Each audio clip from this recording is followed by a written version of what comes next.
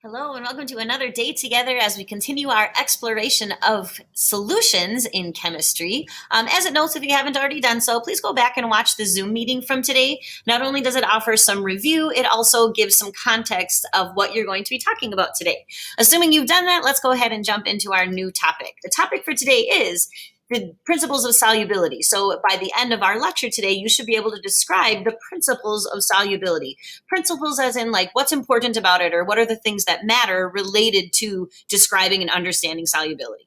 So go ahead and set up your EQ for today, put it at the top of your notes. It gives you a guide for this lesson. What should you be able to do by the time we're done? What should you be writing about in your summary? Those are the things that would be useful. All right, so let's get into it. So our focus for today is solubility. The general idea is, will it dissolve or not? And by it, of course, we're talking about the solute and dissolving into the solvent. So that's what we think of when we're thinking about solubility. So the vocab word soluble refers to something that can dissolve. So your solute is able to mix really well in your solvent. So think of something really simple like sugar in coffee. So that sugar can dissolve really easily in the coffee. So we would say that sugar is soluble in coffee or water. Something that's insoluble, when we put the prefix in front of that word, it changes the definition to the opposite. So this is a solute that cannot dissolve in a certain solvent. So think about something where you put it in, two things are mixed together and they don't mix very well. Oil and water in a certain type of salad dressing would be an easy example, or a rock sitting at the bottom of an ocean that's not dissolving in the water. So it's something that cannot dissolve in something else. The official definition really means how much solute can dissolve in a certain amount of solvent at a specific temperature and pressure. And so we'll talk about that today, that depending on your temperature and pressure, that could affect how much can dissolve. But then also think about something like if you have 3 tablespoons of water, that's going to affect how much salt you could mix into that. You're not going to be able to dissolve a pound or a cup of salt if you only had 3 tablespoons of water. So it's not just the amount of solute that can dissolve, but you need to address the amount of solvent that you have. Oftentimes, it is expressed as how many grams of that solute per 100 milliliters of water or solution or something like that. It's also sometimes 100 centimeters cubed, but just realize that 1 milliliter is equal to 1 centimeters cubed. Those volumes are equal. So this is kind of what we think of as sort of like the general background, knowing the words soluble and insoluble, and then solubility, meaning how much stuff can dissolve in a certain amount of solvent at a specific temperature and pressure. All right, so to give you just kind of a visual of this, I've got a quick little video I'm going to show you that's pretty good at showing you how the particles actually go through the dissolving process. Sodium chloride crystals are held together by attractive forces between the positively charged sodium and negatively charged chloride ions.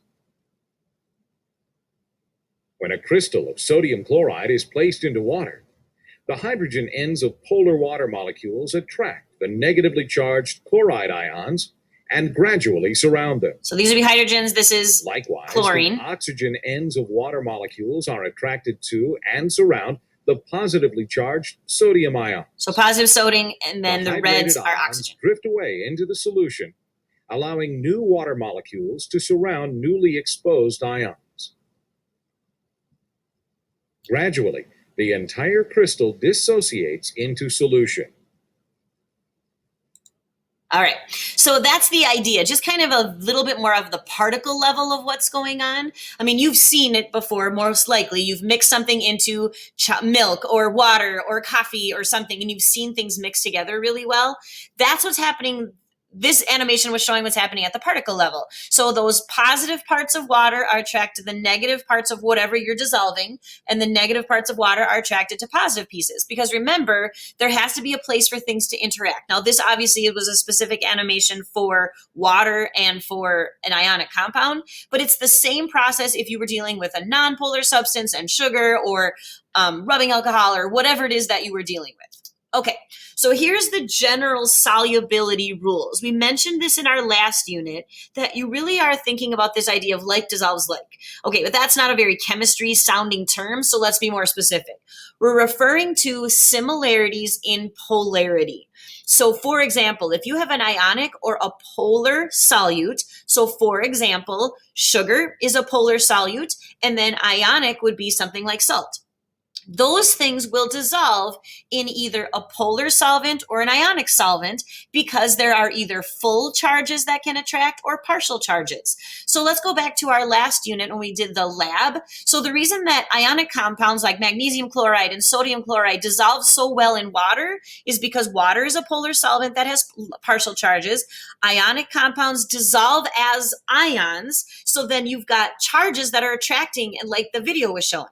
But then also, sugar dissolves really well in water because sugar has so many places on the molecule that have poles or dipoles or partial charges. So then they can attract really, really well. So salt, which was in that video, dissolves really well in water because those charges that can attract to each other. But something that is a nonpolar solute will have to dissolve in a nonpolar solvent, because if there are charges, they will just stay stuck to itself. So if you take a nonpolar solute and you dissolve it in water, water just attracts to itself. It doesn't attract to the nonpolar thing.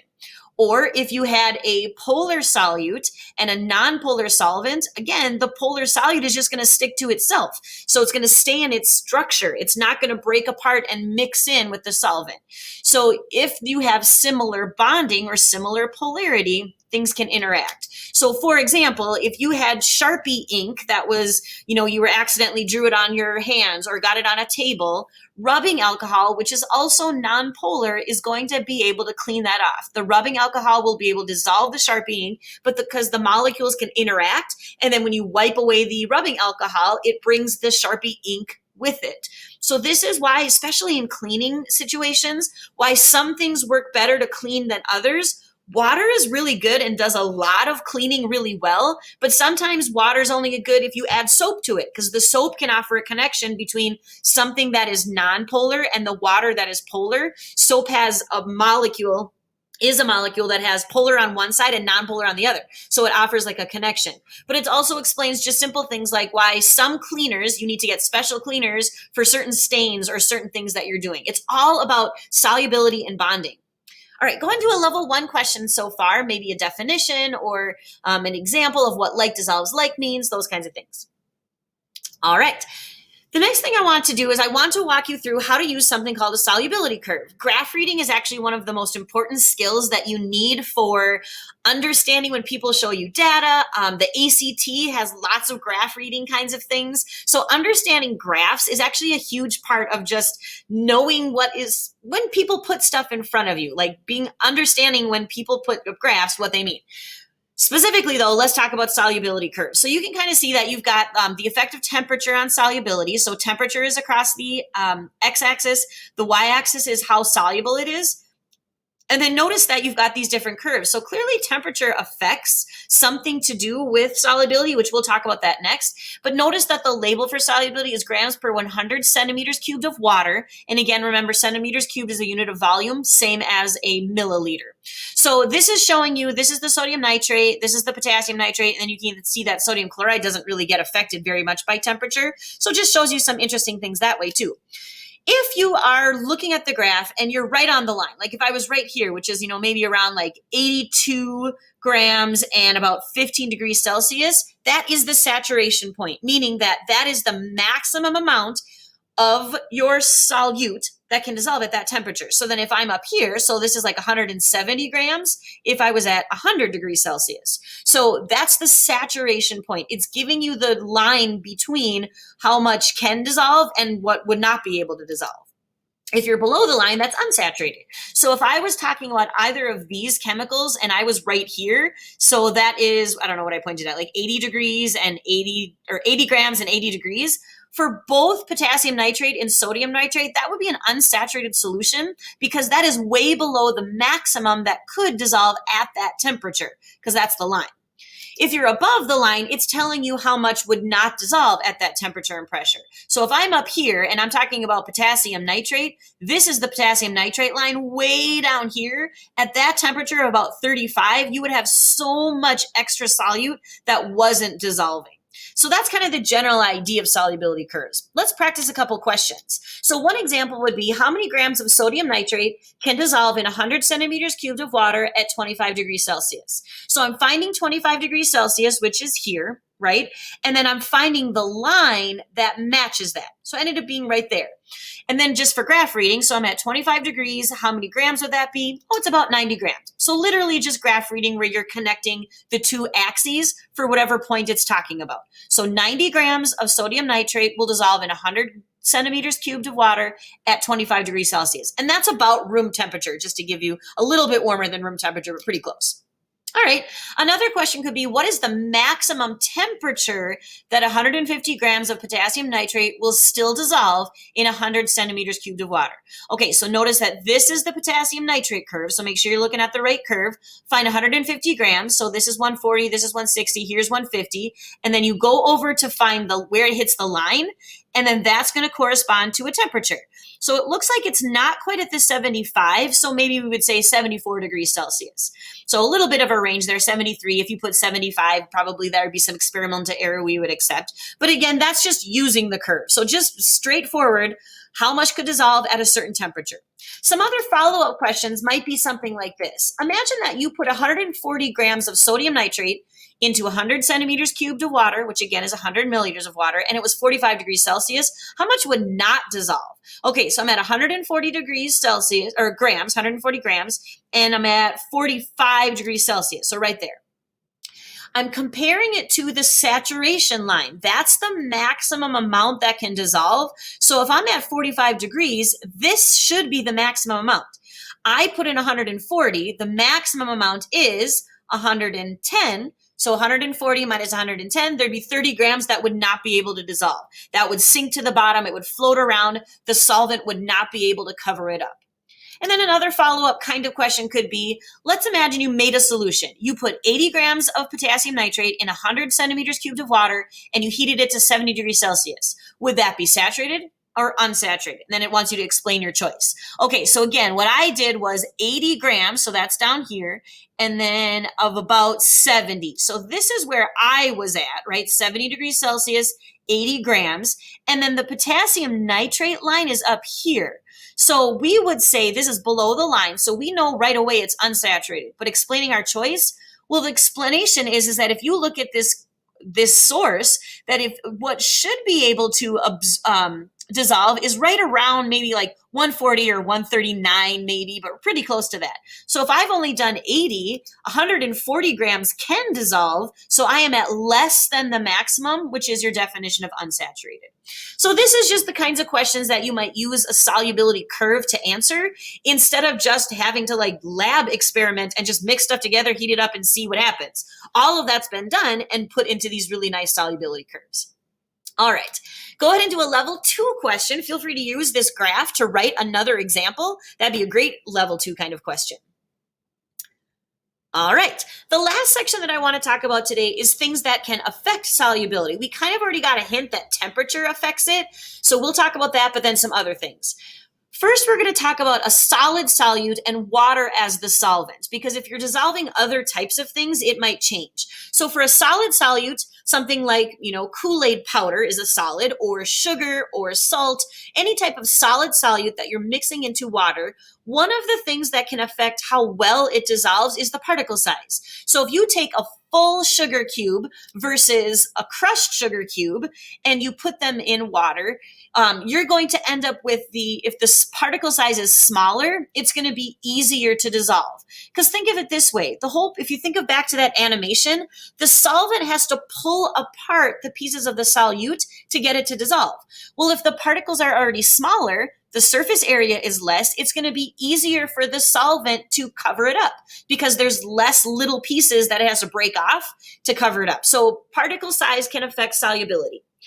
Agitation or stirring or shaking or anything like that, blending, mixing, any of those things are going to help or are going to affect solubility also. So if you take something and you just pour it in there and let the particles kind of move around on their own, that is going to change the solubility than if you actually stir it with a spoon or something else. It's easier for the solvent to cover up the solute because it's already spread out more. Again, think back to that animation. The first part about dissolving is that the solvent has to get in there and start breaking apart the solute. Well, if the water is doing all the moving, that takes more time. But if something is stirring the solute and mixing it into the solvent, then there's more interaction with more and different water particles that can then do their job of covering up the solute. So particle size, agitation, or stirring or mixing are things that will affect solubility. And then the last one I want to talk about is the one that we kind of already hinted at, temperature. So in general, if you think of it this way, so this is, in this case, this is a sodium chloride formula unit, and the water has to get in there and break it up. So again, if this was broken into smaller pieces, it would dissolve faster. If I stir it, then these molecules can also interact. Right now, they're just sitting up there not doing anything. But if I stir this up, part of this will break off, and then these water molecules that aren't doing anything can start to dissolve it. So the next piece then is, okay, well, what if I heat it up? Think about what that means. If I heat up this whole sample, the water particles are going to start moving a lot faster. And if they're moving a lot faster, they're going to start interacting with this solute a lot faster. So if you give it more energy, the particles move faster, they will start to dissolve it faster. So if the solvent has more energy to move around, it will cover up the solute particles faster. So a higher temperature will allow you to dissolve something faster. So this is why sometimes, if those of you that love iced tea, a lot of times people make the tea warm and dissolve the sugar, and then you can dissolve more in there and it'll dissolve faster. And then they cool it down and make it iced tea, and then it'll just be sweeter. So those of you that like sweet tea, that's an example of how it's often made. So make it warm, it'll dissolve faster, and you'll be able to dissolve more in it because there's more energy for the solvent to do its job of dissolving. And then if you cool it back down, then everything will stay dissolved and then it'll be sweeter.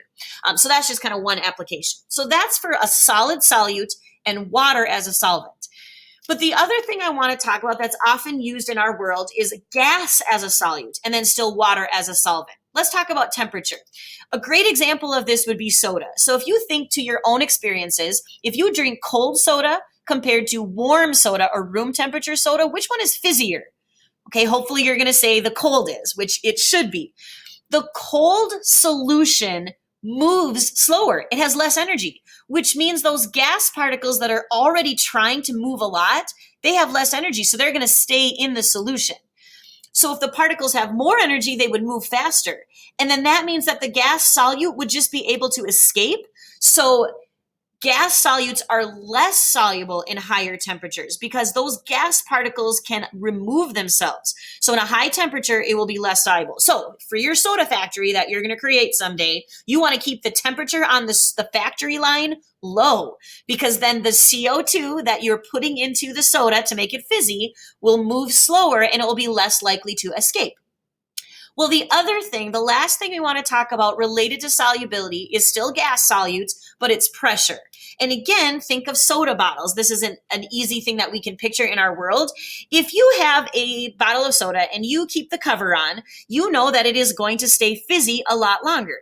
Because even if some of these particles evaporate or the gas particles leave, and then you've got pressure built up in here, all of that pressure will push back against any other gases that are trying to escape.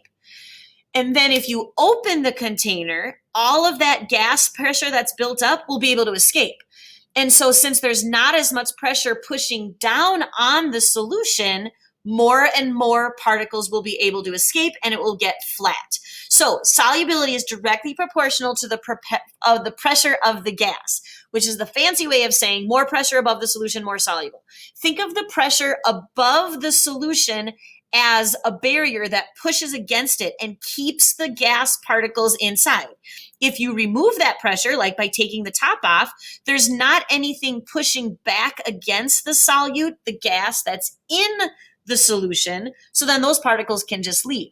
So this is why if you have a half full bottle of 2 liter, like a 2 liter bottle of soda, even if you put the cover on, because there's so much space in that bottle, the particles of gas in the pop that is left, the soda that is left, they can still escape. So then when you remove the cap and you hear that noise of the gas pressure being released, The soda itself will probably taste less fizzy because it was able to float out of the solution. Even if it stayed in the bottle, as soon as you opened it up, those particles were able to just leave.